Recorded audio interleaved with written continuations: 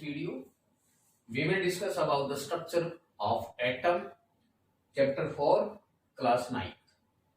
Structure of atom, there are some different model about the atomic structure. And first model is J.J. Thomson model of atom. Thompson model of atom, जो सबसे पहला जो model था जो दिया था 1904 में जो मॉडल दिया था वो था Thomson model of atom. According to Thomson model के अकॉर्डिंग एटम क्या है? देखिए, everything made up of atom.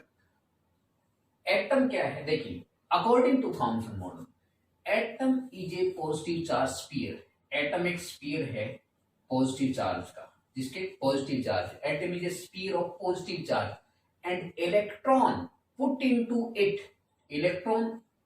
Into it like seeds in watermelon. जैसे खरबूजे के अंदर जो बीज होते हैं, जो ब्लैक कलर के सीड्स होते हैं, वैसा ही मॉडल थॉमसन मॉडल था. Atom is a positive charge sphere, कि जो एटम है वो एक पॉजिटिव चार्ज स्फीयर है and electron put into it, electron उसके अंदर ऐसे रखे गए हैं लाइक सीड्स इन वाटरमेलन. तो इस जो मॉडल है इसका जो दूसरा नाम है, this is also known as watermelon model. But this model could not explain the alpha ray scattering experiment. इस मॉडल की जो लिमिटेशन थी, इस मॉडल की जो फेलियर थी, वो फेलियर ये थी भाई कि ये model alpha ray scattering experiment को एक्सप्लेन नहीं कर पाया था. तो वो जो अल्फा रे स्कैटरिंग एक्सपेरिमेंट है वो एक्सप्लेन हम करेंगे according to Rutherford model of atom. देखिए, दोबारा देखिए, according to Thomson model of first model, according to NCERT, Thomson model of atom. According to Thomson, atom is a positive charge sphere. Atom जो है positive charge sphere है and electron put into it, electron इसके अंदर ऐसे रखे गए हैं, उस पॉजिटिव चार्ज स्फीयर के अंदर ऐसे रखे गए हैं लाइक सीड्स इन वाटरमेलन. जैसे खरबूजे के अंदर जो बीज होते हैं, वो वैसा मॉडल थॉमसन मॉडल था. बट दिस मॉडल, इसकी जो लिमिटेशन थी, what are the limitation of Thomson model? This model could not explain the alpha ray scattering experiment. ये थॉमसन मॉडल था, ये अल्फा रे स्कैटरिंग एक्सपेरिमेंट को एक्सप्लेन नहीं कर पाया था. उसके बाद है next Rutherford model of atom. Rutherford model of atom. Rutherford model of atom. देखिए, ये जो मॉडल दिया था ये 1911 में रदरफोर्ड ने सबसे पहला मॉडल 1904 में, उसके बाद 1911 में रदरफोर्ड ने. देखिए, रदरफोर्ड ने एक अल्फा रे स्कैटरिंग एक्सपेरिमेंट दिया. Alpha ray scattering experiment. Alpha ray scattering experiment क्या है? देखिए, ध्यान से समझना बात. यहां पे देखिए, हमें अरेंजमेंट को समझना. ये यहां पे कैविटी है जिसपे हम एलिमेंट को प्लेस करेंगे. This is element, this is element, और ये कैविटी है भाई, ये कैविटी है. एलिमेंट को हमने इसमें प्लेस किया है. इस एलिमेंट में से अल्फा रे एमिट होती है. इस जो एलिमेंट है उसमें से अल्फा रे एमिट होगी. अल्फा रे पे कौन सा चार्ज होता है? पॉजिटिव. और यहां पे हमने लगा दी slit, 2 slit. These are the slits. अब स्लिट का काम क्या है कि जो रे एलिमेंट में से निकलेगी उसको एक स्ट्रेट लाइन में ट्रेवल करवाना, वो इस स्लिट का काम है. These are slit and this is very thin gold foil. ये मेटल है gold, very thin gold foil. This is very thin gold foil. यहां पे जो देखिए, दोबारा देखिए, ये कैविटी है. कैविटी में एलिमेंट रख रखे हैं. एलिमेंट में से अल्फा रे निकलती है. अल्फा रे निकलेंगी स्लिट के बीच में से ताकि वो एक स्ट्रेट लाइन में ट्रेवल करे. तो यहां पे जो ये अल्फा रे हैं, they are strike on this gold foil and they are the around this circular screen. और यहां पे हम एक सर्कुलर स्क्रीन लगा देंगे जो जिंक सल्फाइड मटेरियल से बनेगी. देखिए ध्यान से, this is fluorescent screen he made of zinc sulphide material. देखिए फ्लोरोसेंट स्क्रीन है.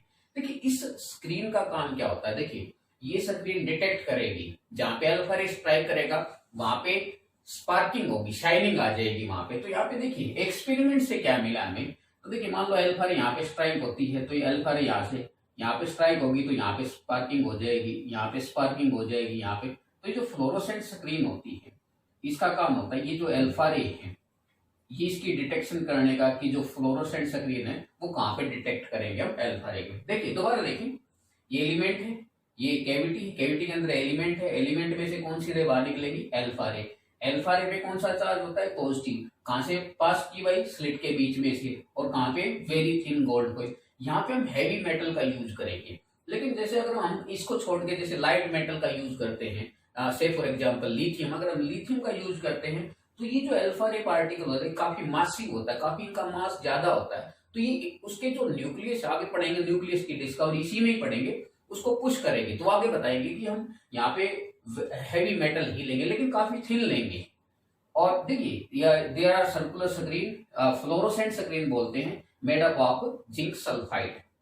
Now from this model we conclude that, क्या मिला भाई, देखिए 3 ऑब्जर्वेशन देखते हैं हम। सबसे पहले number first observation from this Rutherford model, number first observation is that, सबसे पहली ऑब्जर्वेशन क्या थी, सबसे पहली ऑब्जर्वेशन यह थी कि 99.9% मतलब सारे के सारे 99.9% alpha particle pass through the foil, कि जो 99% अल्फा रे है वो फॉइल में से पास होगी।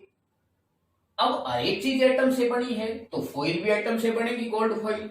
अगर 99.9% अल्फा रे पास होगी किसी में से, तो इसका मतलब क्या, वो चीज खाली है। तो इसका मतलब क्या है, इसका मतलब ये है कि there is large empty space present inside the atom. देखिए अगर इस फॉइल में से 99.9% अल्फा रे पास होगी तो इसका मतलब क्या है, एटम खाली है। ये एटम के अंदर काफी सारी खाली जगह है। देखिए this is atom, these are alpha ray, most of alpha ray pass through the foil. These are the first observation from this model. Number 2, second ये है भाई कि some of alpha ray, कुछ alpha ray deviate at some angle, कि जो कुछ alpha ray है वो किसी एंगल से डेविएट होती है। मान लो देखिए, ये मान लो जैसे alpha ray है, they deviate at some angle, this alpha ray deviate at some angle, किसी एंगल से डेविएट होती। तो इसका मतलब क्या है, देखिए पहली ऑब्जर्वेशन क्या बताती है, दोबारा देखिए एक बार। फर्स्ट ऑब्जर्वेशन क्या बताएगी, फर्स्ट ऑब्जर्वेशन ये बताती है कि मोस्ट ऑफ अल्फा रे पास थ्रू द फॉइल, कि जो सारी की सारी जो अल्फा रे हैं वो गोल्ड फॉइल में से, एटम में से पास हो जाती है। तो इसका मतलब क्या है, there is large empty space present inside the atom, की एटम के अंदर काफी सारी खाली जगह है। दूसरा पॉइंट क्या है, some of alpha ray deviate at some angle, कि जो कुछ अल्फा रे है they are deviate at some angle, किसी एंगल से डेविएट होती है। तो इसका मतलब क्या, अगर किसी एंगल से डेविएट होगी, अल्फा रे पे कौन सा चार्ज है, पॉजिटिव चार्ज है। तो इसका मतलब क्या है, यहां पर कोई पॉजिटिव चार्ज है जो इस रे को रिफ्लेक्ट करेगा, जो जिसकी वजह से रे डेविएट होगी। मतलब यहां पे कोई पॉजिटिव चार्ज सेंटर प्रेजेंट है जिसकी वजह से रे डिफ्लेक्ट हो रही है। तो यहाँ पे देखिए पहली ऑब्जर्वेशन क्या बताती है, पहली ऑब्जर्वेशन ये बताती है कि भाई there is large empty space present inside the atom, ये एटम के अंदर काफी सारी खाली जगह है। दूसरा पॉइंट यह बताता है कि there is positive charge centre present inside the atom, कि एटम के अंदर पॉजिटिव चार्ज सेंटर प्रेजेंट है, because some of alpha ray deviate at some angle, कि कुछ अल्फा रे किसी एंगल से डेविएट करती है। तो इसका मतलब क्या है, there is positive charge center present inside the atom, there is positive charge center present inside the atom। Third observation देखिए, थर्ड ऑब्जर्वेशन ये है कि पॉजिटिव चार्ज सेंटर प्रेजेंट है, ठीक है भाई, पॉजिटिव चार्ज सेंटर प्रेजेंट है, लेकिन किससे वॉल्यूम में, उसका वॉल्यूम ज्यादा है या उसका वॉल्यूम कम है। देखिए मान लेते हैं हम, जो पॉजिटिव चार्ज सेंटर प्रेजेंट है वो लार्ज वॉल्यूम में है, जो पॉजिटिव चार्ज सेंटर प्रेजेंट है वो लार्ज वॉल्यूम में है। दूसरे केस में हम मान लेते हैं जो पॉजिटिव चार्ज सेंटर प्रेजेंट है स्मॉल वॉल्यूम में है। ऑब्जर्वेशन क्या है, सेकंड ऑब्जर्वेशन ये है कि सम ऑफ अल्फा रे, कुछ अल्फा रे, सारी की सारी नहीं, कुछ अल्फा रे डेविएट होती है। अगर मान लो लार्ज वॉल्यूम में तो जितनी भी अल्फा रे आएंगी वो सारी की सारी क्या करेंगी, डिफ्लेक्ट करेंगी, डेविएट करेंगी किसी एंगल से। लेकिन कुछ अल्फा रे डिफ्लेक्ट करेंगी। तो यहां से देखिए ये अल्फा रे आएगी, ये सीधी निकल जाएगी। कौन सी अल्फा रे डिफ्लेक्ट करेगी, जो इसके पास आएगी।